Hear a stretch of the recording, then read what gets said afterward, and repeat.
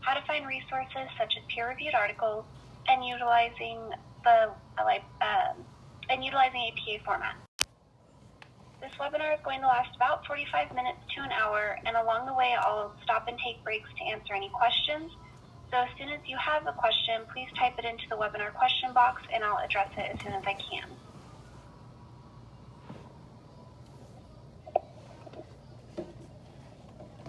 So first things first, let's take a look at how to access the library. There are several ways to do this, but the librarians always recommend to navigate directly to the library homepage, which is, you can see in the URL up here, it's library.gcu.edu. This is the most direct route to accessing the library's resources. Once on the library homepage, you can see below Research and Resources, we have some purple buttons here with different options for you. And they're all great places to start your research. And for today's webinar, we're going to focus on journal articles. So we're going to click on this button here that says Find Journal Articles.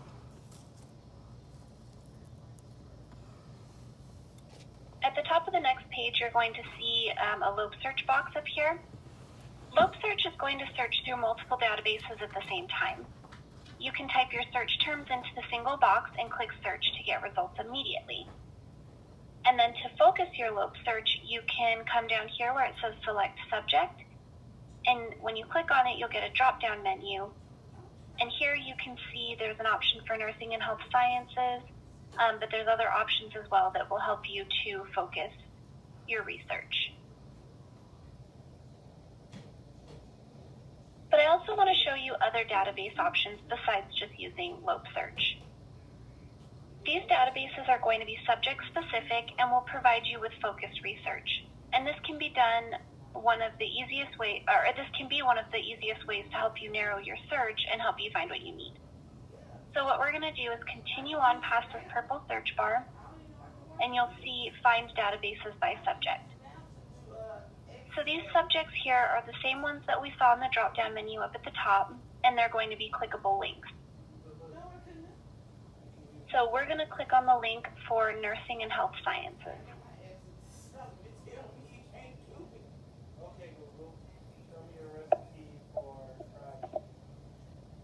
This brings up a list of all of the GCU Library's databases that are applicable to nursing and health sciences. So if you look again below the purple search bar, we have a list of recommended databases. You can take a look at the paragraph below each of the database titles, and they're an excellent guide as to what's contained in each of the databases. I'm going to concentrate on several databases which are going to be most critical and research-worthy for your coursework. So the first one we're going to take a look at is this top one up here called CINAHL Complete. CINAHL stands for the Cumulative Index of Nursing and Allied Health Literature. CINAHL is an excellent database to use to begin your research. It features indexing for over 4,000 journals with full text coverage for nearly 800 journals. And CINAHL features a collection of over 1,000 nursing journals. So to get into the database, you're going to click on the link right here. And it'll bring you to the database. Before it brings you here, it might ask you to log in first, but you'll just log in with your GCU username and password. And then this is the next page that you'll see. Now, before we begin searching, I just want to point out a few special features provided to us on the CINAHL Complete Advanced Search page. So if we look down here, kind of in the middle-ish area of the screen, we have Limit Your Results. And we can find ways in here to refine our search. Most of our databases have a mix of articles available in full text and articles for which only the citation information is provided. To limit your results to just full text articles, you want to make sure that the full text box right here is checked. This is preferable when you need articles quickly, say for a weekly class assignment or a DQ. But if you're working on a lengthier project and you have time to wait for the interlibrary loan process, which is a process where we can get articles for you from other institutions, which it can take 3 to 12 business days for articles and 1 to 3 weeks for books. So if you do have that time to wait, you can uncheck this box and see what options are available. And then another useful limiter for you is directly across, which is peer-reviewed. Checking this box is going to filter out the non-academic resources which may be present in journal databases, such as newspapers, magazines, trade publications, etc. Some of your assignments may require you to have peer-reviewed articles, but what exactly does that mean? All it means is that the articles used in your assignment must be reviewed by other experts or peers in that field before the article is published into a particular journal. And then another important limiter is right here, which is the publication date. Most databases provide the option to limit by date. For current research, you can enter the oldest year you want to see in the box right here to the left. And then you want to leave the box over here to the right blank. The database will automatically give results from the year you typed in until present. It's best to find resources that have been published within the last 5 years. That's a good rule of thumb.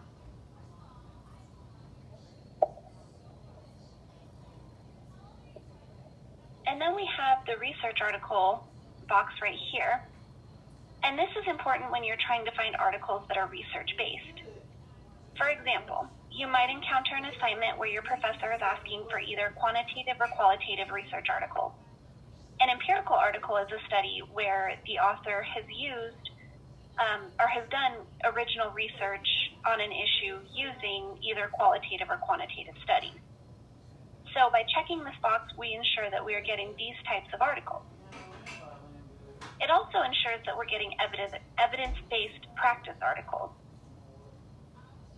Research studies are important to evidence-based practice.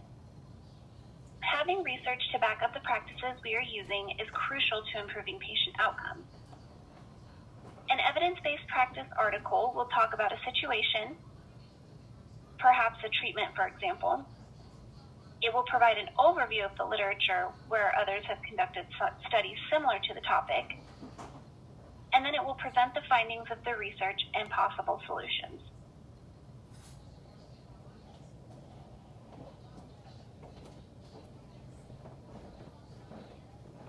So now that we've discussed the options for refining our results, we can start to focus on what to put into our search boxes.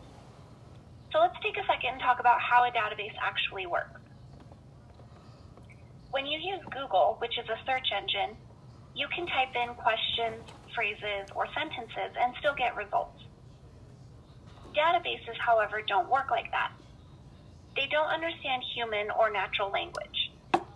The research process involves looking at a topic, focusing on the keywords or key concepts of that topic, and then plugging those keywords into the databases to search. So let's research a topic together so that I can show you how we can come up with an effective search strategy. Our topic for today is how can ethical decision-making help to resolve an ethical dilemma? And our ethical dilemma is going to involve patients with a DNR. So when it comes to searching, typing the question into a search box is rarely going to produce results. So let me show you.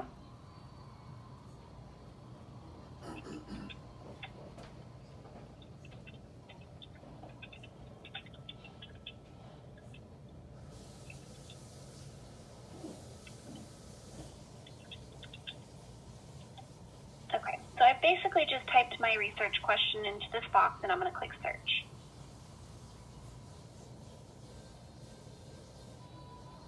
And you can see here, we got no search results were found. Sometimes when you do that, you may actually get lucky and whole phrases might produce some results. However, this is not the best way to search in the library. Again, what we want to do is assess our topic and break it down into some keywords and concepts that the database will understand. Basically, by putting too much into the boxes like we have here, the database gets confused. Also, this topic has a lot of layers to it, so we really do need to break it down.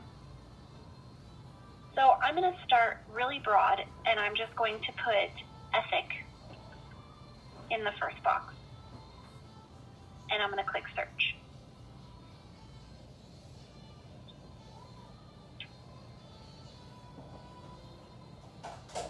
And as you can see, now we have results. And not only do we have results, but we have almost 17,000 results. So that's a lot to go through. Currently, what the database is doing is it's giving us results where the keyword ethics is found. The keyword ethic is going to be present in the article's title, abstract, subject terms, and so forth. This is how the database works. It doesn't understand context. It simply looks for the key terms you tell it to look for. Now we can also use what's called Boolean operators to help us refine our search. So let's go ahead and start with the Boolean operator AND. The Boolean operator AND helps us to narrow down our search by adding related terms. For example, we're currently getting a lot of results because we only have ethic in the first box.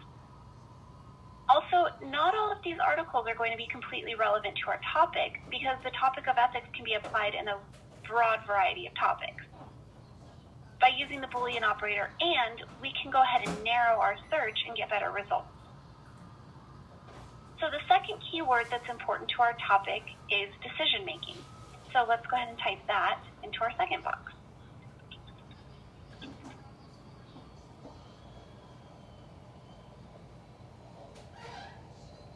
And then you can see here in this box to the left, the drop-down menu is set to the word AND. By having the drop-down menu set to AND, this tells the database to look for the keyword in the first box and the keyword in the second box. It tells the database that both of those terms must be incorporated into our search.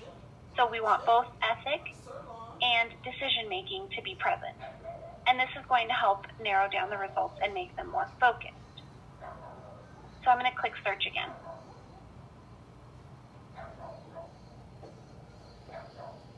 And now if you look over here under our search history, it shows us we went from 0 results when we typed the whole thing in to almost 17,000 results to now almost 3,000. So we've really focused our results by using the Boolean operator AND. But we can also go ahead and add another keyword into the third box too.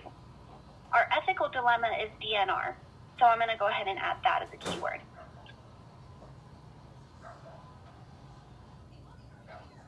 And then I'm going to click search.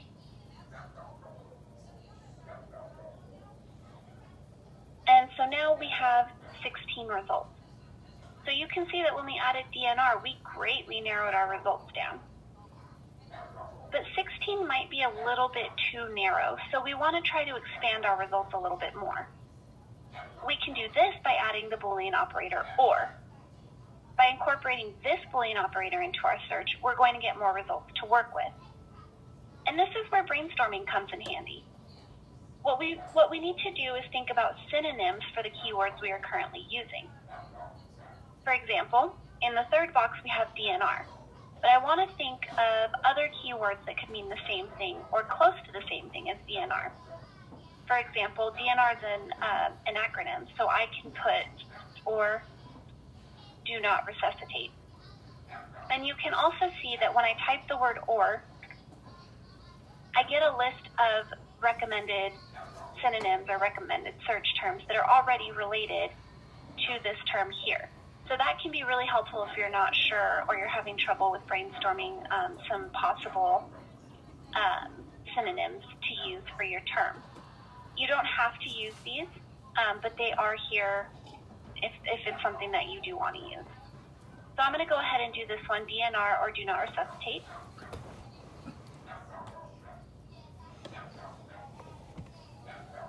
And I'm going to click search.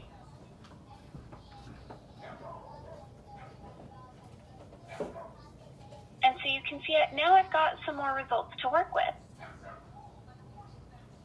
So adding the Boolean operator or, we're combining our like terms together. The or right here is telling the database that we will take any of those terms, either DNR or do not resuscitate in our search. One or the other, it doesn't matter. And even though we did expand our search quite a bit, I do think that we can get even more results from this search. I want to show you another search tip called the truncation symbol. The truncation symbol is the asterisk, which is Shift 8 on your keyboard. The truncation symbol can be used to expand our search. It's going to help us give us more results. So in the first box, we have the word ethic, and the database is only looking for that word. The database is not looking for other variations of the word like ethics, ethical, or ethically. So what we can do is after the C, we can just put the asterisk, and that's going to tell the database to look for all those variations. And it'll allow us to get more research options. I'm going to click search.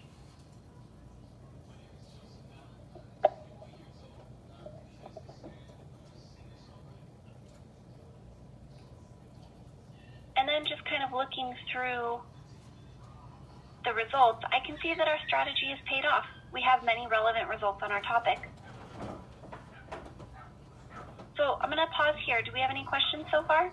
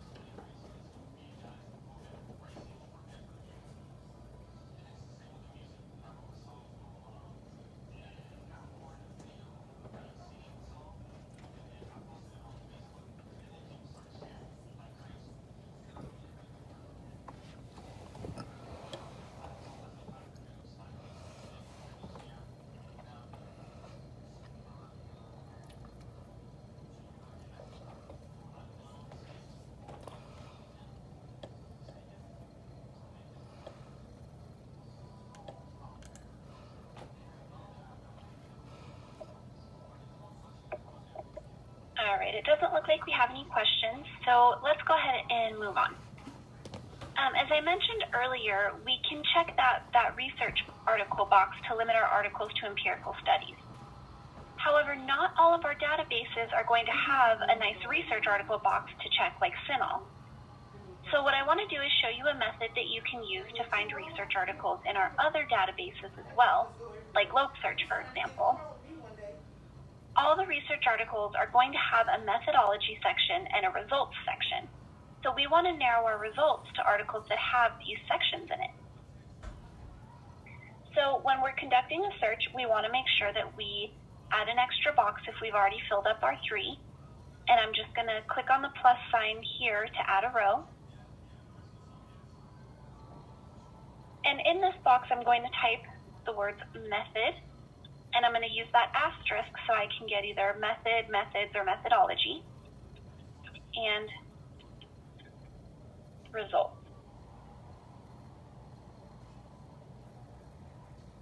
We also want to change the drop-down menu to the right of this from select a field optional to TX alt text. By changing this drop-down menu, we're telling the database to look for these terms in the body of the article. So the database will be looking for the terms methods or methodology and results. This is very important when trying to find research articles in other databases. Then I'm going to click search.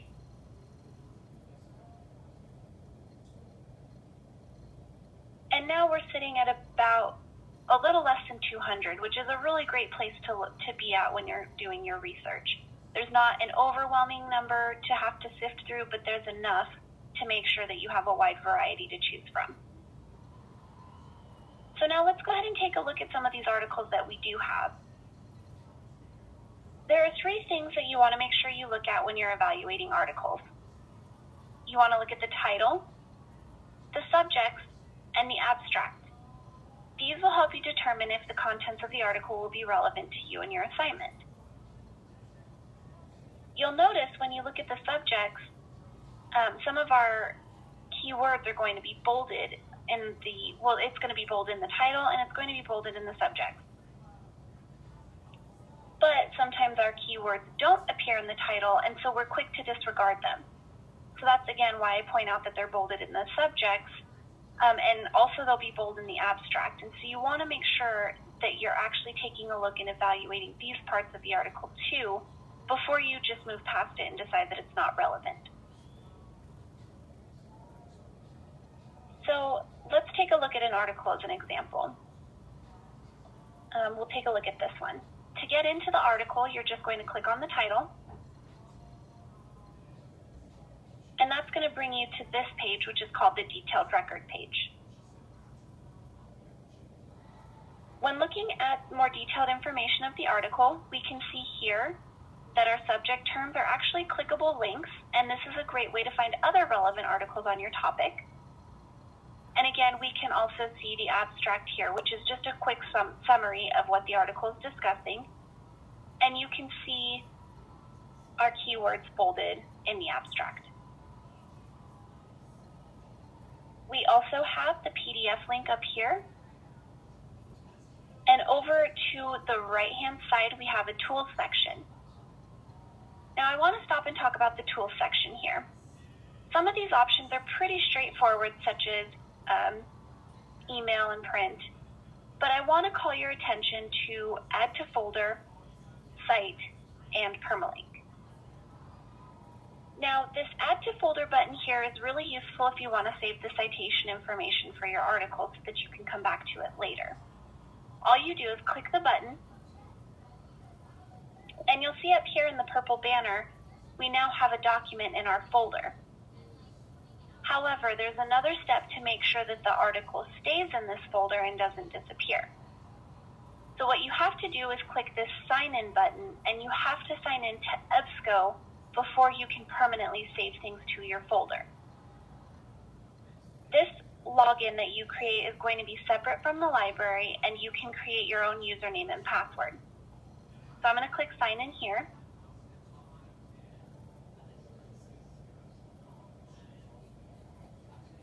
And then if you don't have an account and it's your first time, you're just going to click Create One Now below the Sign In button at the bottom of the screen. So you click on that, and then you'll fill out these fields, which again, you use your own email, you use your own username, create your own password. And then click Continue, and it will set up your account. If you ever forget your password or are having issues with logging into this, you will need to contact EBSCO. This isn't something that we can reset for you at the library because, again, it is separate from the library. And then every other time that you go to save articles in your folder, you just want to come in here, sign in, and then you'll be free to save the articles when you're in EBSCO. Now let me show you what happens if you don't sign in first or you don't create this account. When I go back to the database, you can see there's nothing in my folder now. It's empty. There's no little documents in here. That's because I've already left the page and I wasn't signed in. So what I put in that folder is no longer automatically saved. Again, you can email it, you can print things out, you can copy and paste the permalink for yourself, which we'll talk about here in a minute. So there are other options if you don't want to do that extra sign-in step. But if that is something you're interested in, you're absolutely more than welcome to do that. Just make sure that you're remembering you do have to sign in.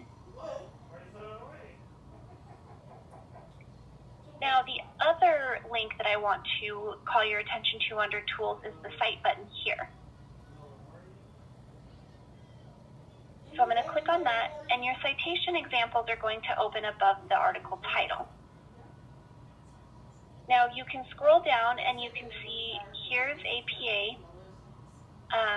A little bit further is Chicago or Turabian, and a little bit further is MLA. But you're most likely going to be interested in APA. So those citations are here for you. Now, I do want to caution you, these are computer-generated citations. And so they are not guaranteed to be 100% correct. You do still want to make sure that what you have here is the appropriate APA format. A lot of times where you'll see issues is in capitalization.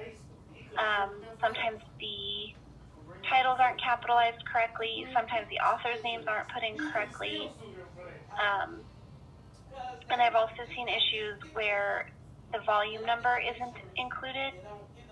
And so you just want to double check your citations. Don't rely on the computer to be 100% correct all the time.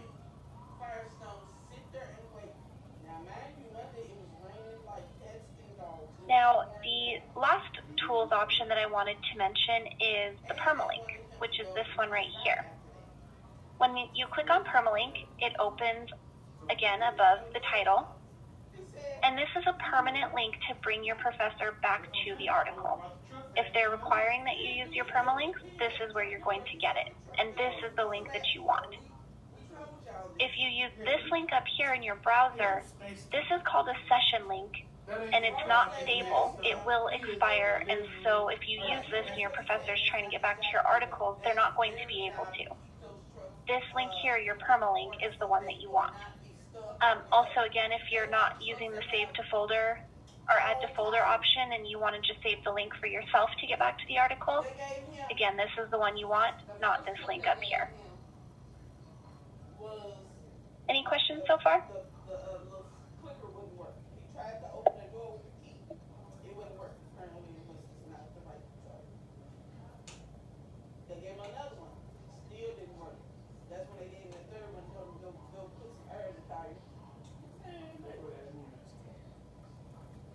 And then he said, okay, there's somebody here that wants to do this route, that want a route. Get him the route and then I'll come back tomorrow. And then the man gonna get smart where you can stay gone forever. Ignorant.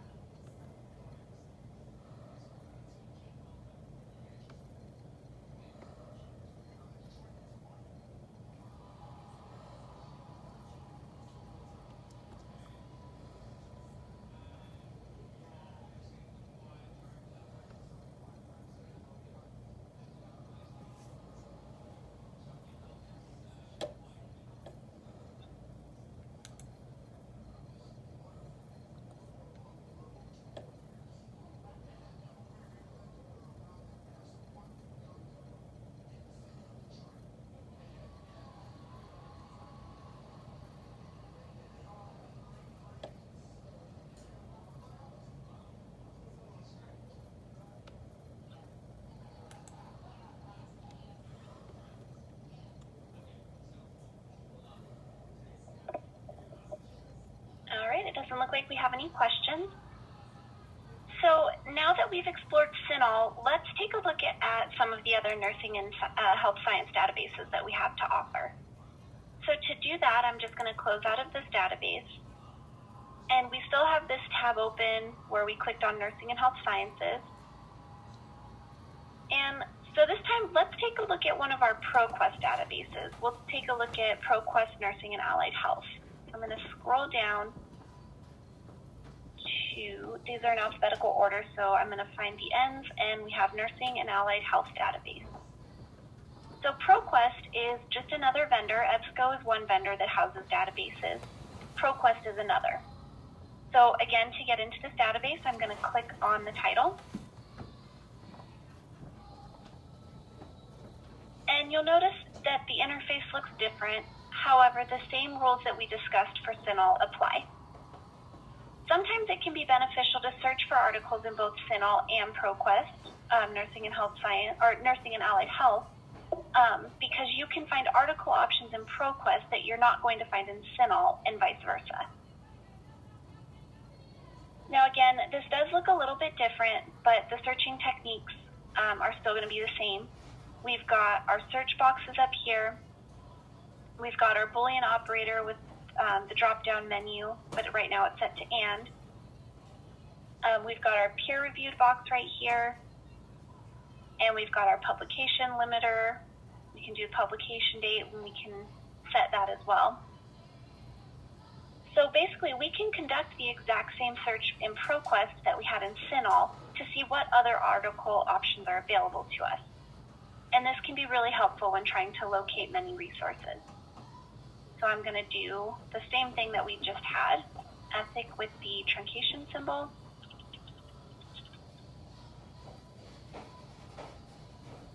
And then one difference here is when I type in DNR and I type in the word or, you don't get the recommended search terms in this one.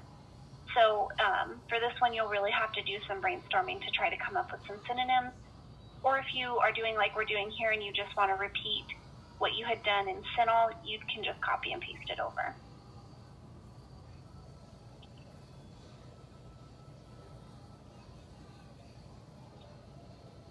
All right, and I'm going to check peer reviewed, and I'm going to click search.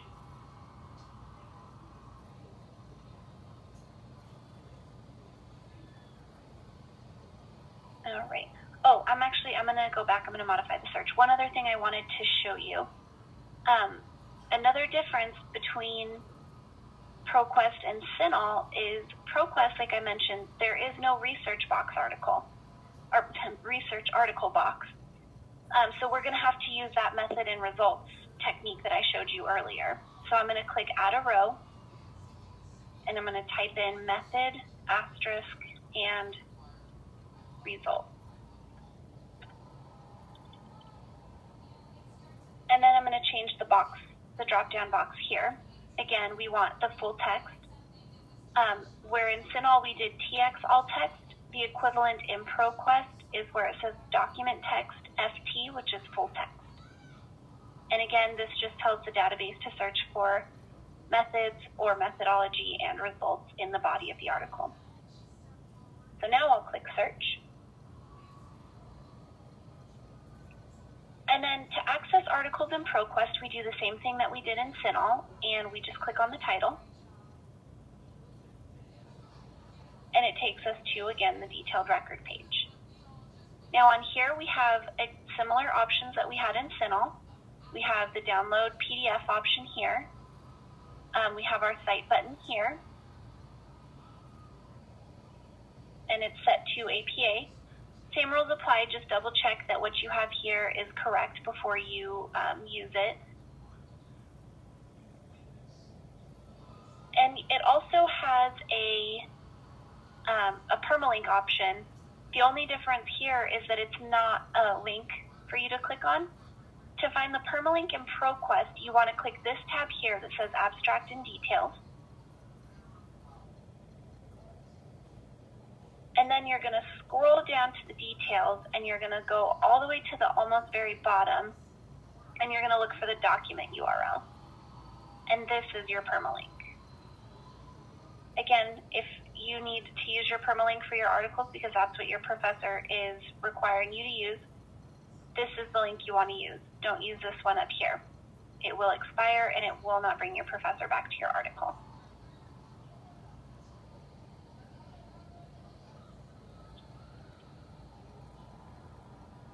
I know we went through this one a little bit more quickly than we went through CINAHL, but are there any questions before we head out of ProQuest and go look at another database?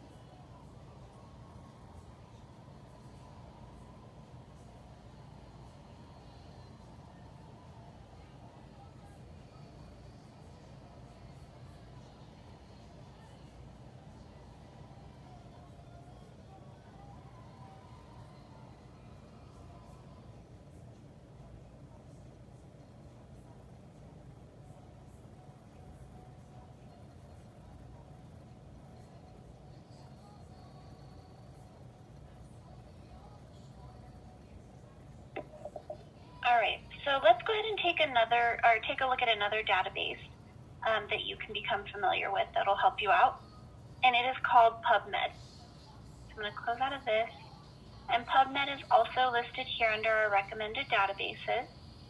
It's the second one right here. PubMed contains 20 million citations from the biomedical literature. PubMed Central is the United States National Institute of Health's free digital archive of biomedical and life science journals, and it features over 1,100 full-text journals containing 2 million full-text articles. So once we're in the PubMed database, you can search by either using medical subject headings or keywords. To search by keywords, we're going to click the Advanced Search button up here. And we'll go ahead and use a new search topic. So let's research the benefits of electronic health records. So in the first box, I'm going to type electronic health records. And then in the second box, we're going to type in benefit, but we're going to actually use the truncation symbol. So I'm going to stop at the I because I might want the word beneficial. So I'm going to truncate it right there, and then or advantages. So our Boolean operator and truncation search tips still apply in this database as well. And then in all the other two databases that we previously searched, we had the option of changing our drop-down menus next to our search boxes. Earlier we used the TX all text option, but we can also use an option called title. When we choose this option, we're telling the database to look for the keywords in the article's title. It's a very specific way to search and can greatly narrow down the results. So in this case, I want electronic health records to be the focus. So I'm going to click where it says all fields, and they're alphabetical, so I'm going to scroll down to title. And now click search.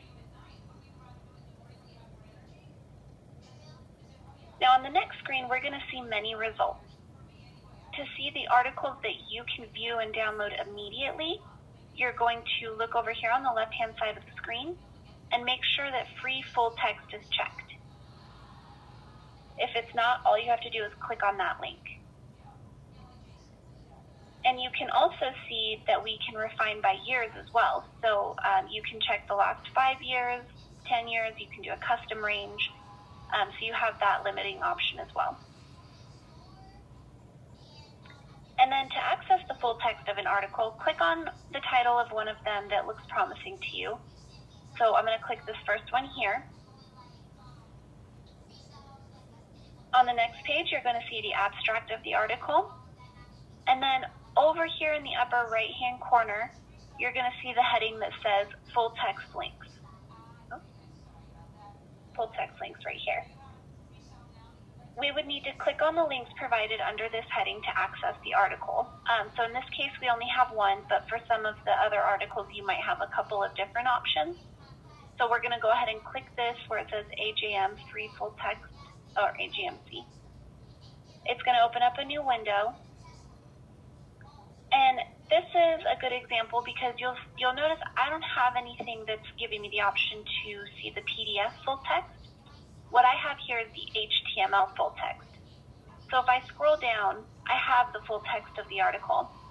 I have the methods section, and I have outcome measures. I have all the information. I have the results. I have another page to look at. So I do still have the full text of the article here.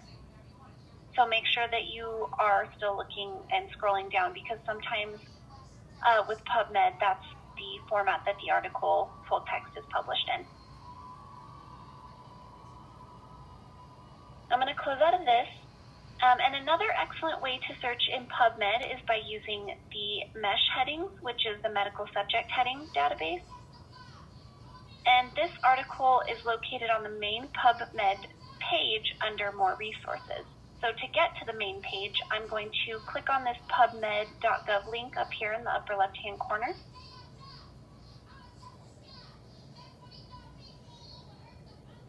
And then we have More Resources over here. And the first link is MESH database. I'm going to click on that.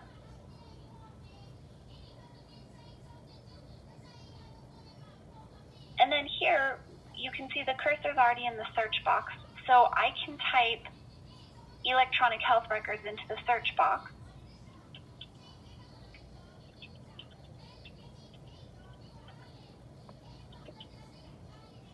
And click search.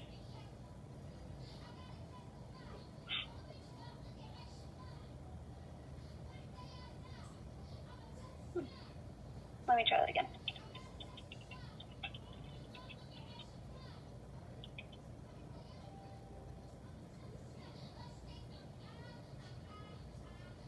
I wonder why it's not finding anything.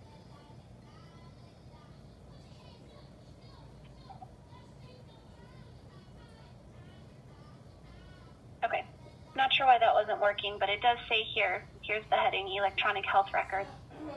So it brought us to this page. And you'll notice that we have a subject tree over here. The main subject heading is listed up here at the top. And then under the electronic health records, we see the extensive list of subject headings and subtopics, subheadings. And these subheadings are going to be unique to the main subject heading up here at the top. So these will vary depending on your topic. You will get more relevant results if you use these subheadings here. A good search will use both the heading up here and then some of the subheadings. From here, you can construct a much more focused search by using the main subject heading and combining it with any of these subheadings. So we can do electronic health records and look at the statistics and numerical data for it. So all you do is just check whichever subheadings you want, and then you're going to come over here and you're going to click Add to Search Builder. And then at the bottom, click Search PubMed. And now you'll see your articles again. And you can see up here at the top, we've got electronic health records, and then there's a slash and statistics and numerical data within the MESH heading. So are there any questions about using PubMed?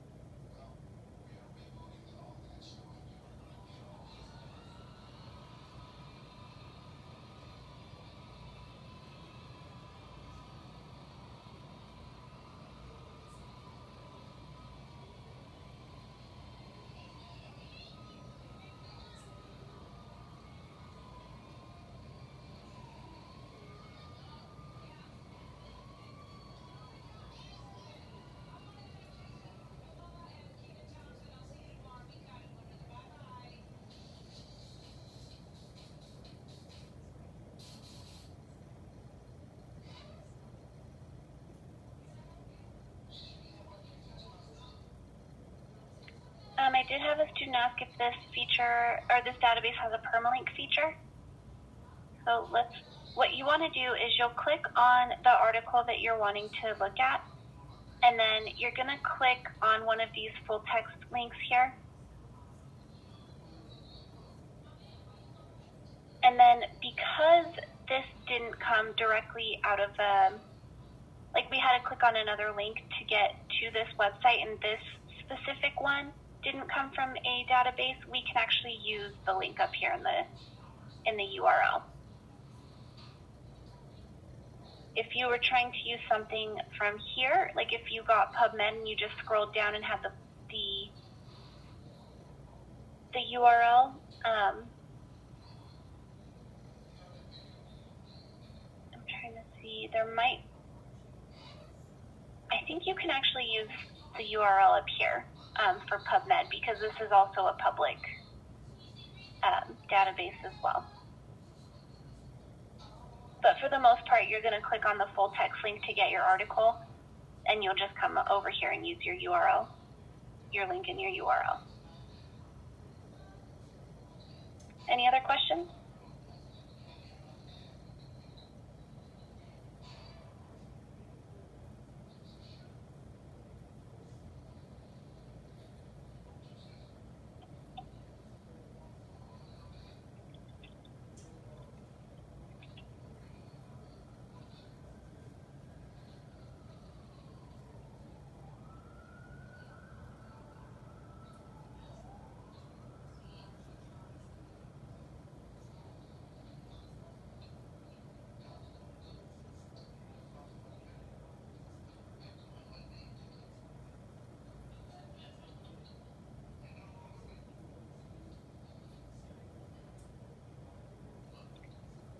All right, so the last topic of the webinar that we're going to look at is our research guides.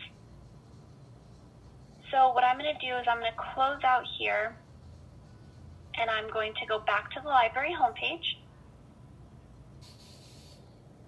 And this time I'm going to click on research guides.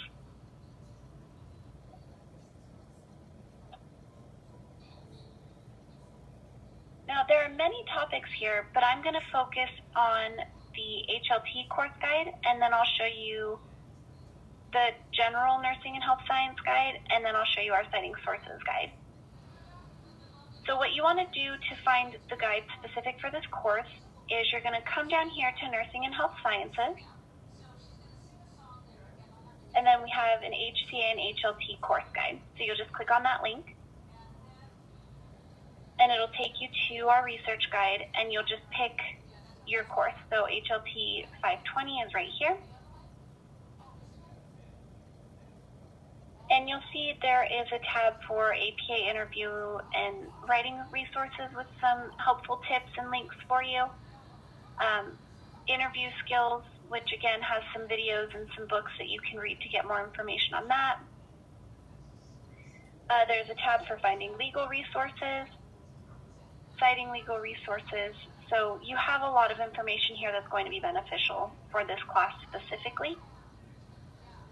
You can also see there's a section for how to find articles. It'll go over like what a scholarly resource is. It'll go over peer-reviewed and empirical articles.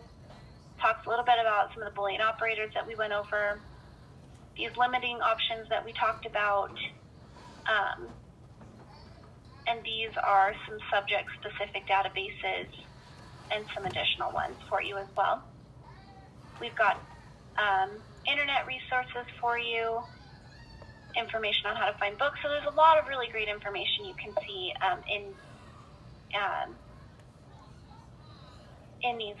in the research guides. I also want to show you, so this one is specific to this course. If you wanted to look at the overall nursing and health science guide, if we go back to the research guides, you're just going to click on nursing and health science again. And then this time you'll click nursing and health science instead of the HCHLT course guide. Now again, this guide has information on finding journal articles, drug information resources, searching the specific nursing databases, but there's also this empirical research section. So if you forgot that there was that research article button, it'll talk about that here. And if you're using another database, it mentions the method and results with the TXL text. So that's in here for you as well. Now, the final guide that I want to show you is our citing sources guide. So I'm just going to click on that tab here. And then you can see we have different formats on the left. You'll click on APA. And this